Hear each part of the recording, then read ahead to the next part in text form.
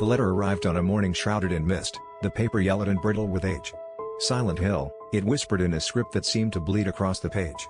Claire, a former nurse whose life had been consumed by the shadows of a single, tragic mistake, felt an inexplicable pull toward the town named in the letter.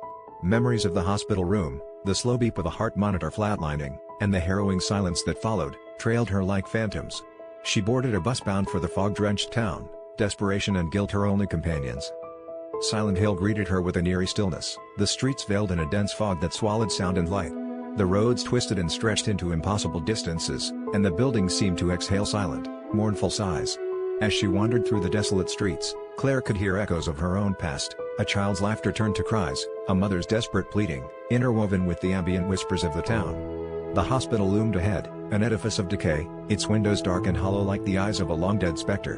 Inside, the corners twisted in labyrinthine nightmares, and Claire found herself trapped in a place where time seemed to fold back on itself. In the depths of the hospital, creatures emerged from the shadows, grotesque manifestations of Claire's guilt and fear. They crawled and slithered, their bodies distorted, as if molded from her own shame. She stumbled through the abandoned school, its hallways echoing with the haunting melody of a long-forgotten lullaby. The walls were covered in scrawled messages, each one a reminder of her failure, her inability to save the life entrusted to her care. Each step she took was a journey deeper into her own torment, where reality wove seamlessly with nightmare, and the line between the two was blurred beyond recognition.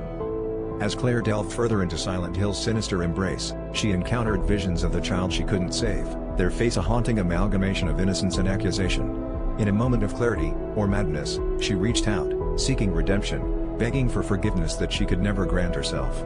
The fog thickened, and the world around her began to dissolve into nothingness. In the end, Claire found herself standing on the edge of the town, the path behind her obscured and the way forward uncertain. The letter slipped from her fingers, carried away by the wind, leaving her with the lingering question, had she found absolution, or was she forever ensnared in Silent Hill's unrelenting grasp?